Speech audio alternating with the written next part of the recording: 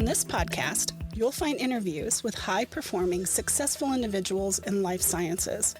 On a weekly basis, we cover their proven methods, principles, strategies, and mindsets to implement new technologies that scale to meet the needs of people in our world.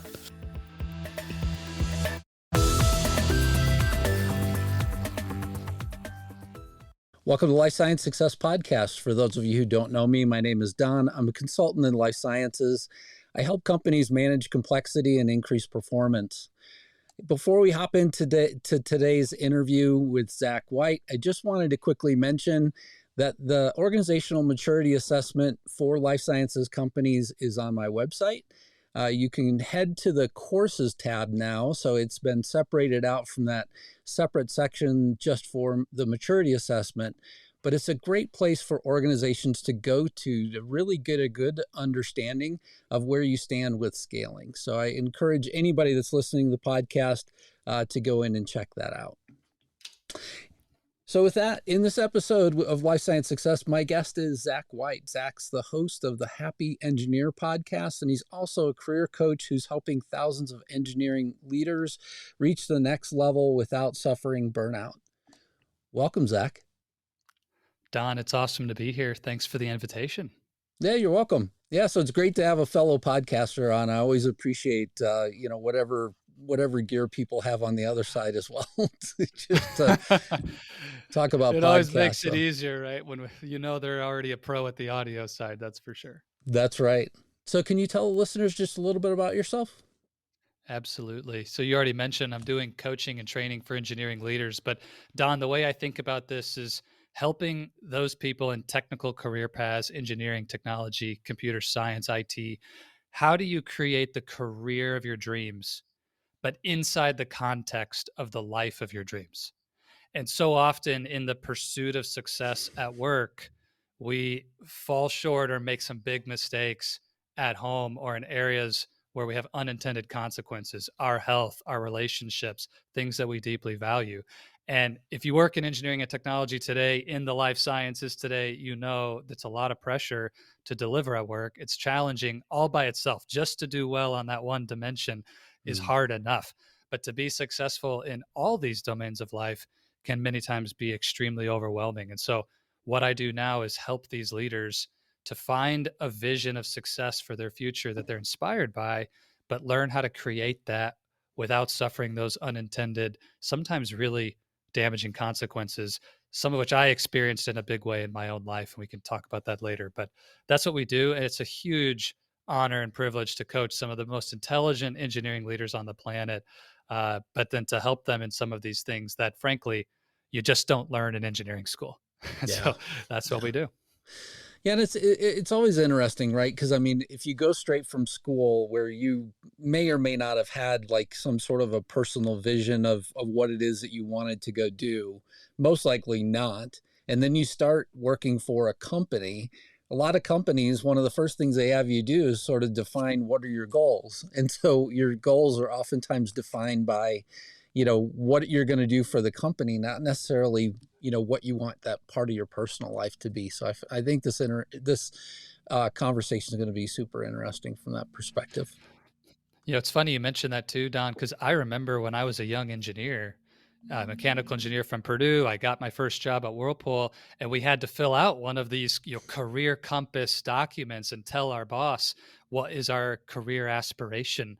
And I just look around and say, like, what's it supposed to be? Like, right. I don't know. So be successful, get promoted, like general manager, I guess. Like, you don't even really know enough at that stage of your life to put those things down. And so, yeah, it's funny. We are expected to have those answers, but a lot of times we haven't even done enough in knowing ourselves to say what we actually want. Mm-hmm. Yeah. So when did you become a coach and why? Tell me a little bit more about, what led you to this career. Well, my coaching journey began after I experienced the benefit of coaching, recovering from my own burnout and rock bottom experience. So in brief, Don, I got my job at Whirlpool. I was one of these top talent engineers, went into a rotational program. I was on the top of the world. Everything was going my way. Whirlpool paid for me to go do my master's degree in mechanical engineering.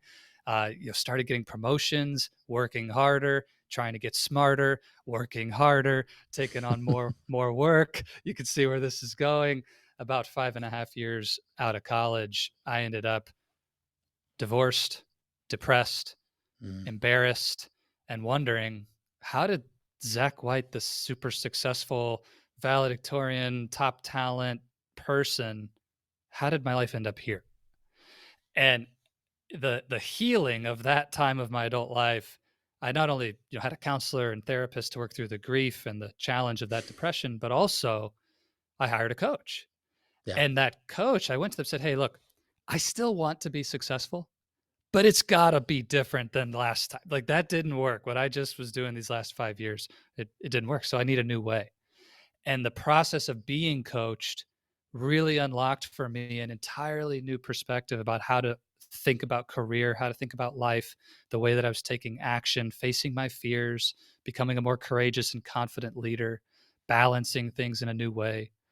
And I got so excited by how coaching was changing me that I started doing coach training as a way for me to be a better leader for my team at Whirlpool. I was a senior manager at the time. I had a team of engineers. I just thought, wow, this is helping me so much. I'd love to be able to use this skill set as a leader. And so that was back in maybe 2014, 15 timeframe. And then in 2019, I just had this deep sense of purpose and calling to said, you know what?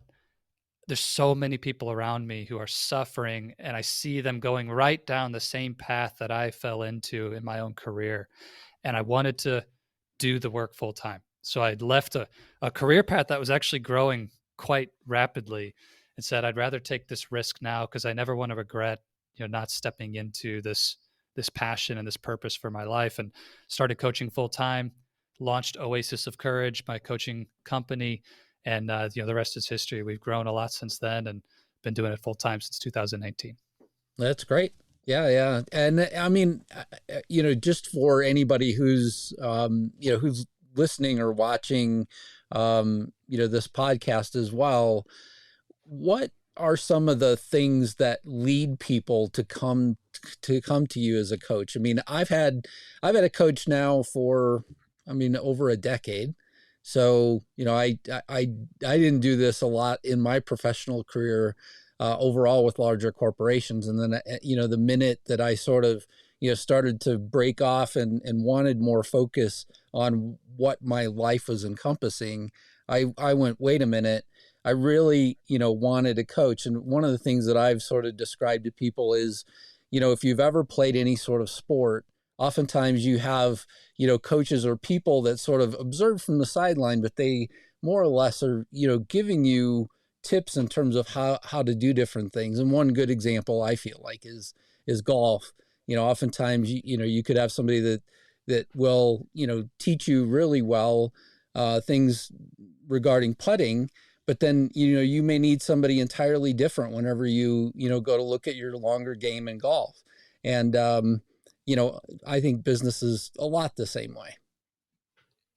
I love the golf metaphor, Don, or a sport of your choice, whatever your game is. And I think that's one of the domains where we feel we understand what coaching is. The best players have the best coaches. And we know that in athletics. We see that in the Olympics. We see that at a high level in every sport. And then we wonder sometimes, why are we not getting where we want to get in our careers? It's like, oh, we're not working with coaches at all. And Mm. so to answer your question, what triggers people to reach out for coaching? There's really two different groups who contact us most frequently. The first group is the ones who absolutely understand what you just said. If I want to be at my best, I need a coach. It's a given for them. Maybe they were raised in a culture or they played sports, so they just get it. Maybe they had a mentor at work or someone who came alongside and said, hey, if you really want to create a catalyst for growth, coaching is a way to do that. And they just believe and understand the power of coaching to help them grow and transform in their life. The other group, unfortunately, Don, are the people who, I call it, they're in a place of desperation.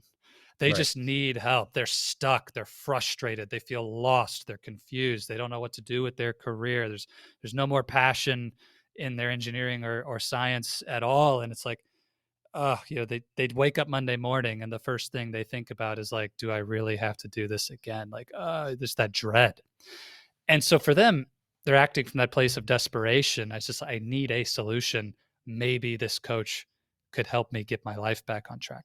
So one group is at a place of inspiration. They know they can go somewhere and they want to grow. The other group is acting from a place of desperation.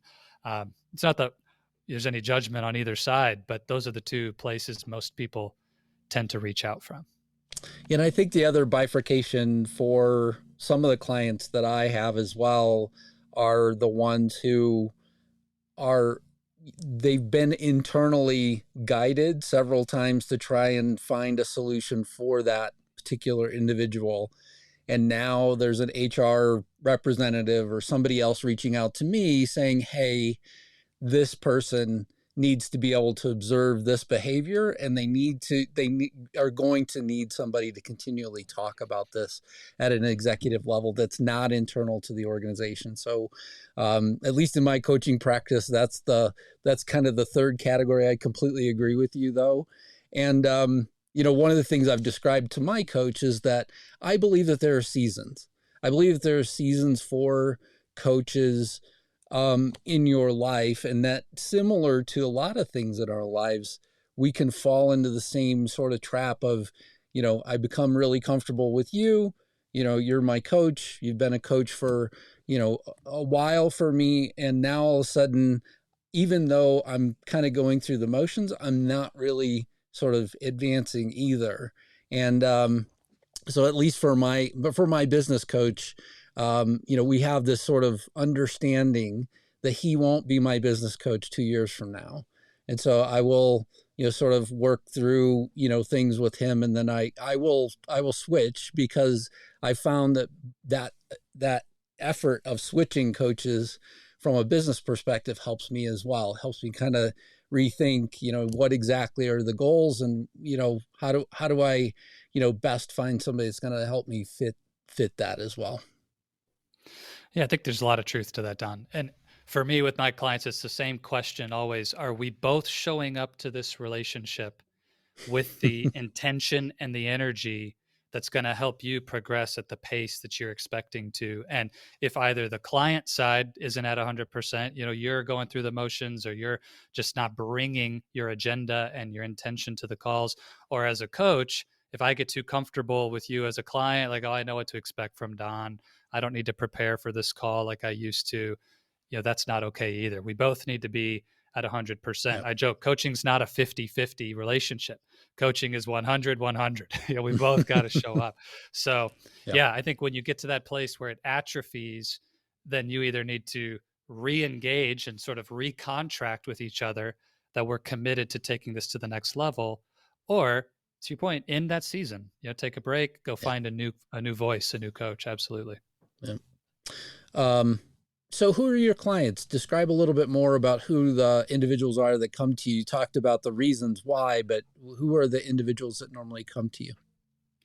Yeah, so most of them are already a few years into their career. We don't work with right out of college folks, because for the most part, they don't need the level of coaching that we're digging into. They need to just go get some experience, go do the work. So typically, senior engineer to, staff level engineers on the IC side, and then your managers, directors, the executive bands. When we start talking about VP, CTO, those type of clients, we don't serve as many, because typically there's a different type of engagement that they're looking for, that there's just a lot of services that are providing support for those upper echelon leaders. But when you talk about, senior engineer to senior manager in particular, like this middle band of the organization, that's been a sweet spot for us in who we can really help the most. There's a couple different ceilings people bump into. That first manager job can be a tough one to land for a lot of engineers. And then getting that first director role, kind of breaking into executive level leadership, can be another place where a lot of people get stuck. And so those are points where we see lots of folks reaching out and asking for help. Plus, typically you get sandwiched in that middle of the org, where there's lots of pressure from your directs, there's lots of pressure from the senior team, and people tend to burn out and feel that overwhelm. in a big way when they're in those jobs. And so I have a real heart for that middle place of the org chart. And there's so much leverage to be gained if you can master some of these skills, again, that you don't learn in school to build your career. So that's where we typically focus. So, that's a great lead in kind of to my next question. So I talked a lot about burnout with regards to entrepreneurs, especially, here on the podcast, just that, a lot of people need to focus on, not just the work that needs to be done, but, are you mentally healthy enough to kind of continue to support the things that you are without being necessarily pushed so hard? Where do you start with clients that are near that edge of burnout and just needing some additional support? Mm-hmm. To answer the question, Don, I think first we have to back up and address a quick truth about burnout that I see misunderstood in the way we talk about it, which it's a really popular topic now, and I think that's a good thing. It needs attention, it needs a spotlight. But burnout in most people's minds is that rock bottom moment. Mm, It's that literal place where you've run out of energy, you're crashing and burning. It's like you can no longer show up and do the job because you're completely burned out. And people talk about, sabbaticals or needing to just walk away and take a break, remove themselves from the work because it's so toxic or there's so much pressure. I just can't take it anymore. And yes, that is the culmination of a burnout in someone's career.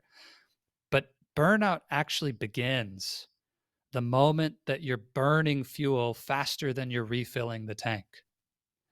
And I see a lot of people on this path toward burnout way before they ever acknowledge that that's what's happening.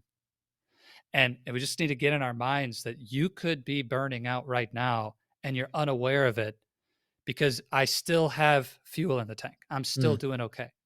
But if you're burning faster than you're refueling, in my mind, you're already burning out. And so we need to pay really close attention to the trajectory, not just the magnitude, if you will. All right. So starting from that premise, the most important thing that I work with clients on when it comes to burnout as the starting point is to address the fact that burnout is not caused by what you're doing. All right. It's everybody wants to look at the long hours, the bad boss, the overwhelming to-do list that I can't manage priorities. Everything's a number one priority. How do I solve this problem? And we look at what we're doing in our day to try to solve burnout. But burnout's not primarily caused by what you're doing. It's caused by what you're not doing. Burnout is caused by the things that you've let fall off your schedule. You're not sleeping as much or as mm. well as you used to. You're not eating the healthy foods because you're traveling so much for work that you're eating out and eating garbage all the time. You're not exercising anymore because you don't have time for that. You gave up your exercise routine. You're not spending time with people who you love that fuel your soul because, well, I got to work tonight. I don't have time for that. So we're looking at the things we're doing, we're blaming that for burnout. But the fact is, none of those things individually are what cause it. It's the fact that what keeps you balanced and healthy and whole, you've cut all those things out of your life. And so there's nothing to fill you back up. And you can work 60 hours a week and not burn out if you're really intentional about how you're using all your other hours. Right. But the point isn't, hey, it must be 40, it must be 60. It doesn't matter. Your answer needs to be unique to your life, your goals, your vision. But if you want to stay healthy and progress in your life in a balanced way, we need to pay attention to what you've stopped doing that keeps you in that homeostasis, in that healthy place. Yeah. Yeah. So true. So true. Yeah. And I mean, one of the first things to go for a lot of people, in shifting to work from home was this idea of, just, hey, look, I don't need to stop to eat. I don't need to stop to exercise. I don't need to, Right. those things do need to happen. And yeah, for sure. We saw, a big mental health decline during COVID. And one of the reasons why was people not maintaining, their Yes. equilibrium with regards to that as well. So yeah, for sure. Yeah. And the separation of environment from work and home was something that a lot of people took for granted. Mm, And once that got blurred and that same space was a working space and a home space, that was a consequence a lot of people didn't realize until it took a toll. So that's something we do. All of my work from home clients, I really challenge them to, as much as your living space allows you to, create a sacred area that is for work and only for work. And then exit that space when you're done with work and don't go back in there. Like just leave that separate because our subconscious is so conditioned by environment. And also it's true. difficult to get out of work mode if you're in the exact same space. Yep.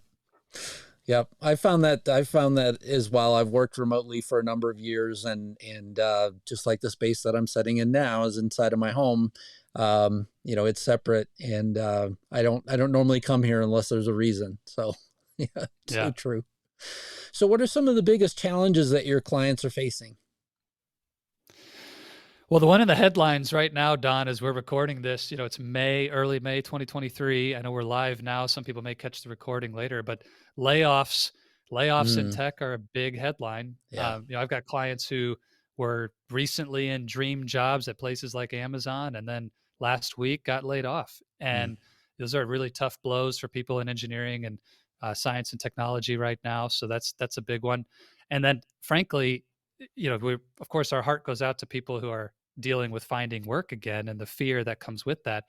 But Don, also don't forget about the people who are left behind, left carrying the bag of trying to do the work of, a former team of 10 is now a team of 7, but you got to still do all the work.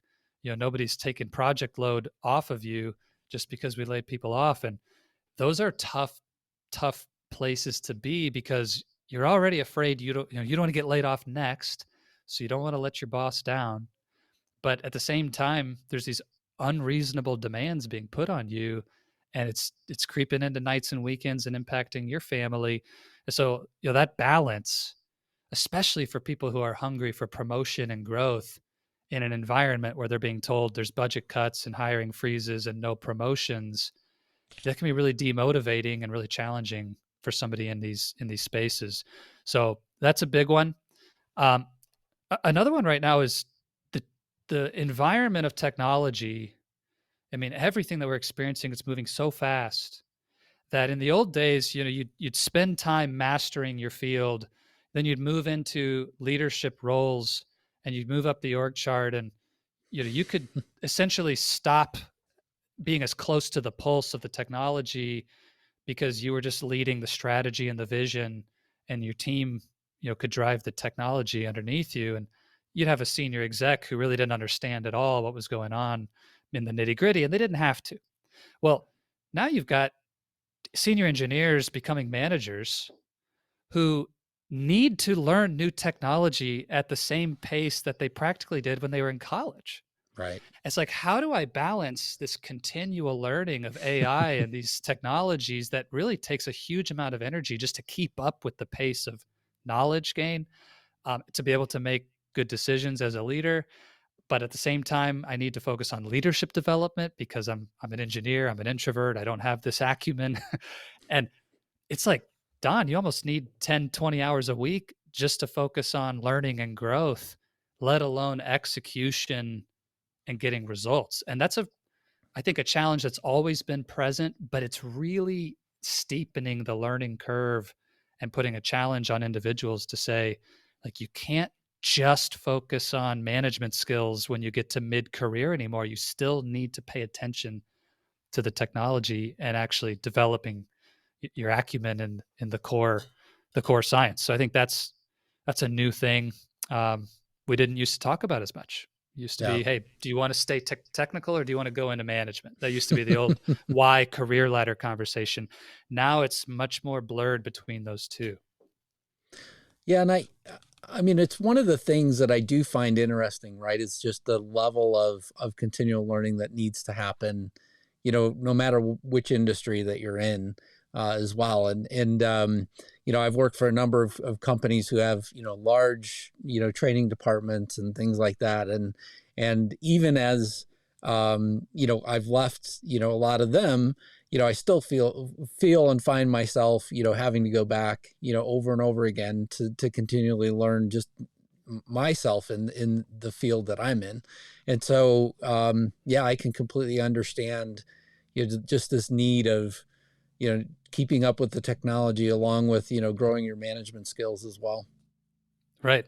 I've got a client who we were talking about productivity the other day, and he said, well, look, I'm actually doing quite well in terms of being able to get all the work that's expected of me done in my 40-hour week. I don't know that productivity is an area that I need to focus on. And I said, well, like, let's back up a second. This isn't about you doing more. It's about you getting that 40 hours of work done in 30 so that you have the 10 hours to focus on what you need to develop in for what you're going to need to know 2 years from now. It's like, if we're only just getting it done, what's on my job description in that 40, 45, 50 hours, that's great, but that's not good enough if you want to reach the goals that you've set for yourself to grow in the future. And so that's why coaching on these things is so important, because it's like the expectations, if you want to be a VP one day, even if you just want to get one more promotion with the competition out there, you have to really master these things to make time for that ongoing development. Also true. And then what are some of the biggest opportunities that your clients are currently looking forward to?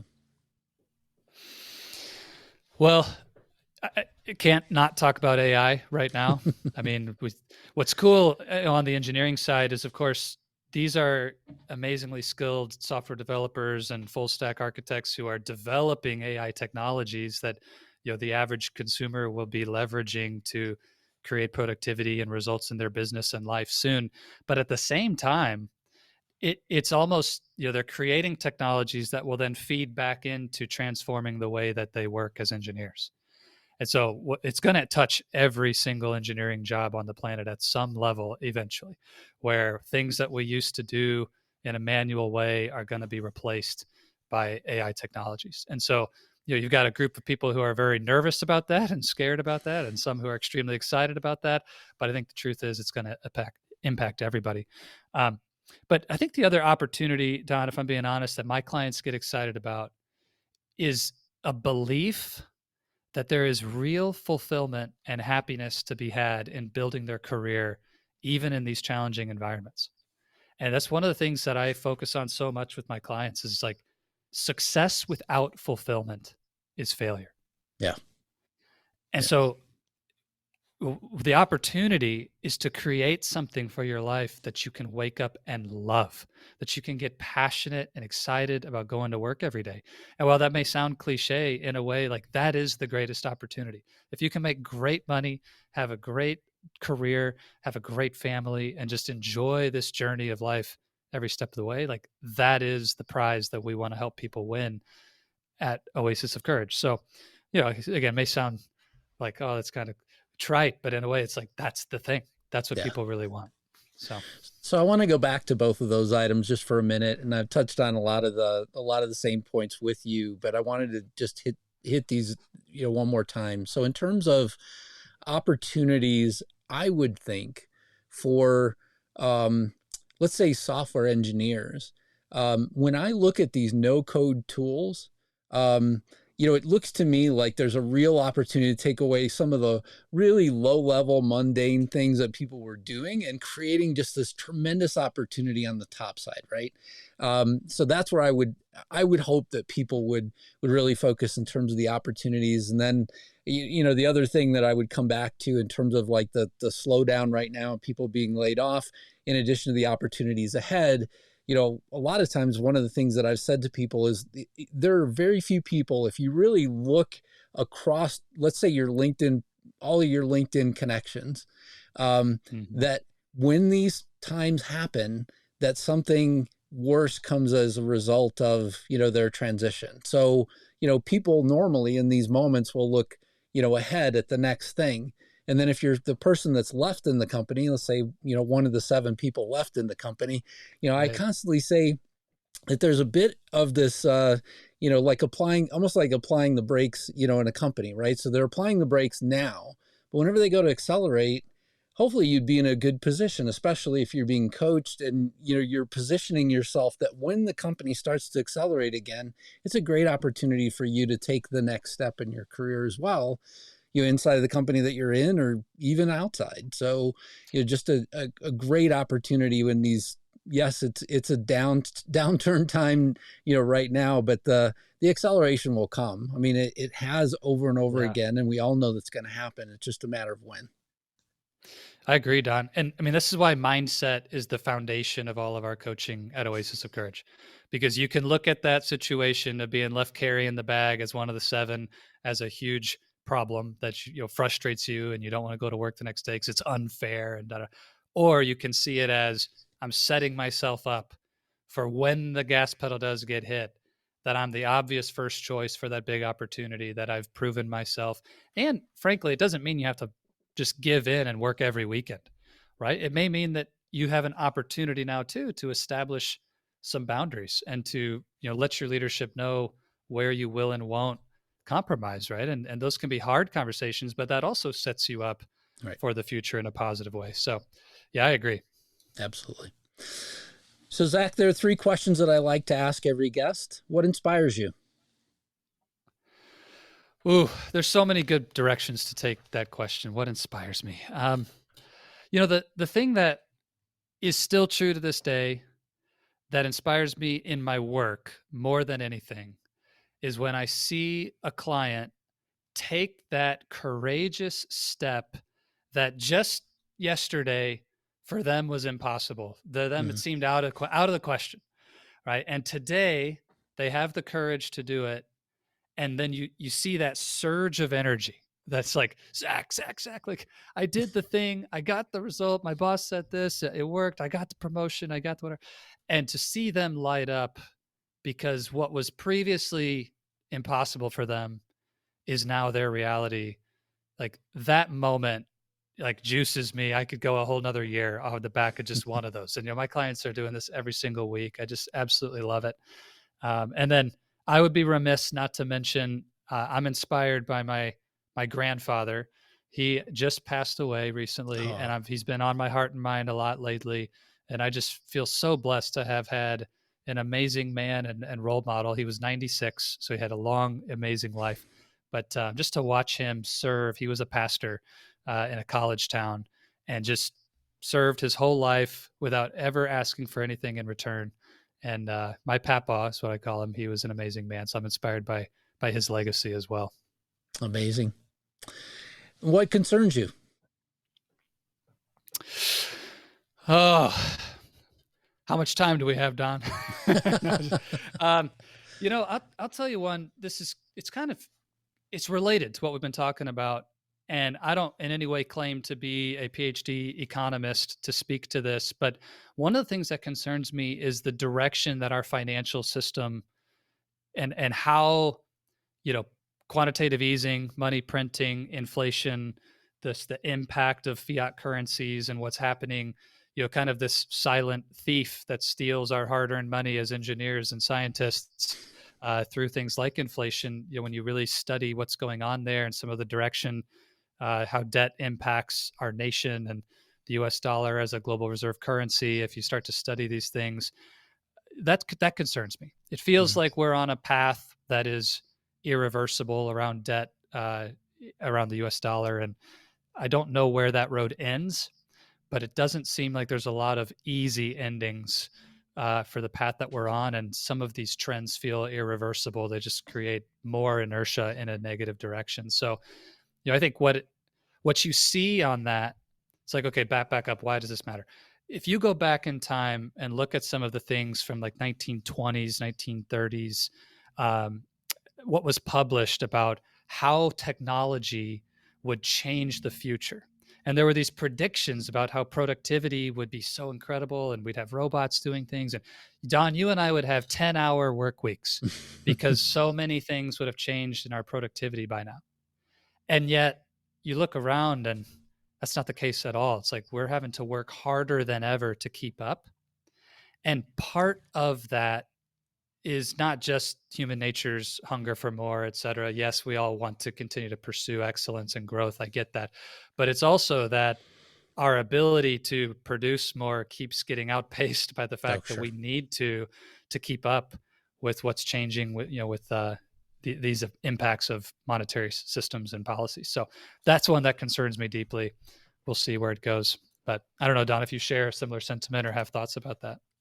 I mean, I certainly would think that, I mean, there will always be a next horizon, right? Whether it's, the implementation of, the machine, the steam engine, the automobile, et cetera, et cetera. I mean, all of those things, to me were horizons in sort of, developing.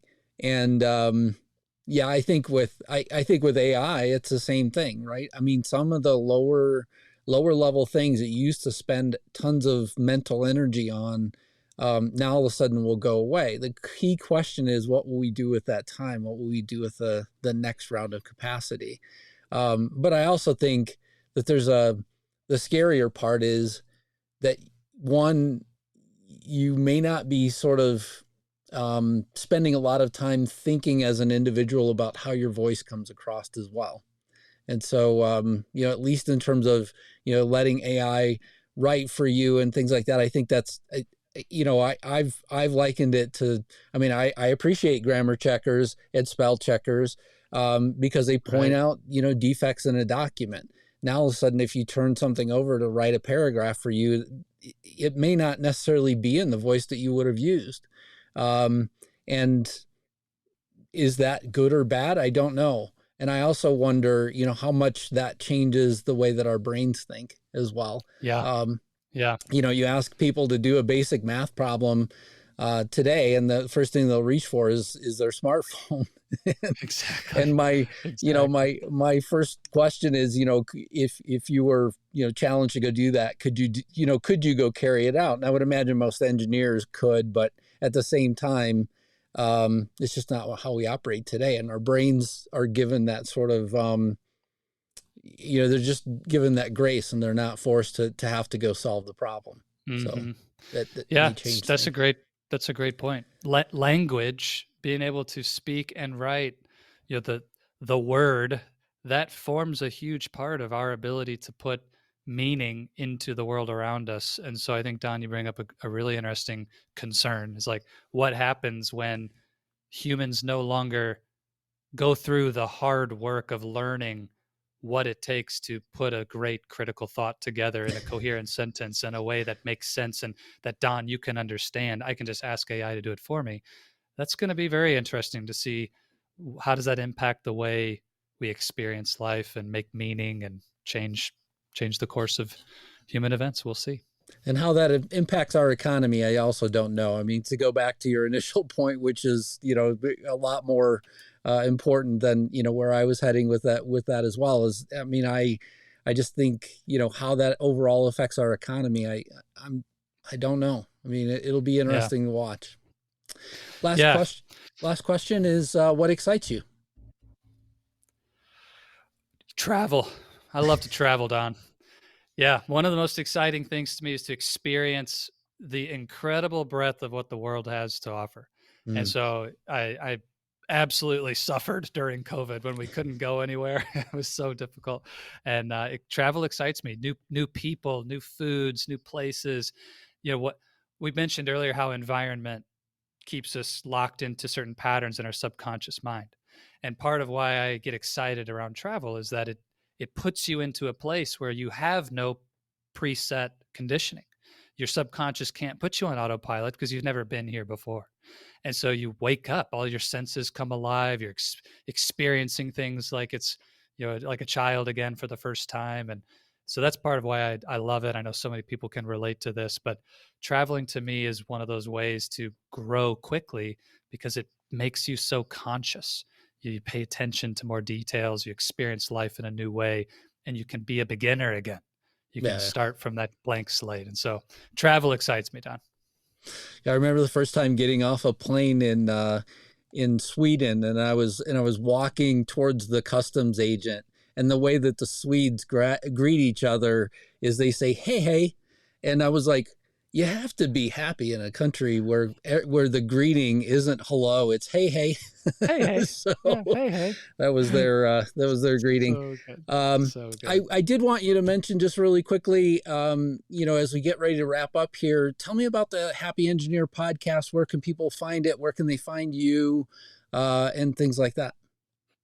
Yeah, thanks, Don. So the Happy Engineer podcast is a great place if you want to get to know more about our coaching philosophy, meet some incredible leaders and guests who have their zone of genius they share, really with this lens of how do we go about building our career, balancing our life, and being happy along the way. That is the mission of the Happy Engineer podcast. So lots of tips and actionable items on how to get the results we want at work, but also doing some of that deep inner work to say, how do I make sure I love my life along the way?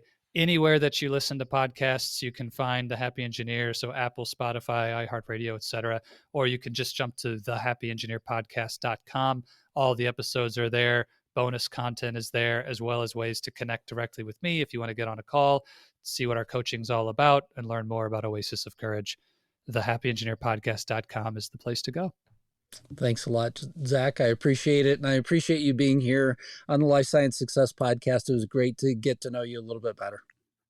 Don, thank you so much. And just want to acknowledge you, the amazing work you're doing. I love the show, love the energy of everything you bring here. And it's been awesome to be here. Thanks for the invite. Thank you for listening to Life Science Success. For complete details about this podcast, including show notes, how to get in touch with guests, and more episodes, please visit www.lifesciencesuccess.com. If there's someone you'd like for us to invite to the show as a guest, please let me know by sending me a message at the podcast website. Please click subscribe on your favorite podcast app, share the podcast, or tell a friend about it. And last but not least, rate the podcast. Thank you again.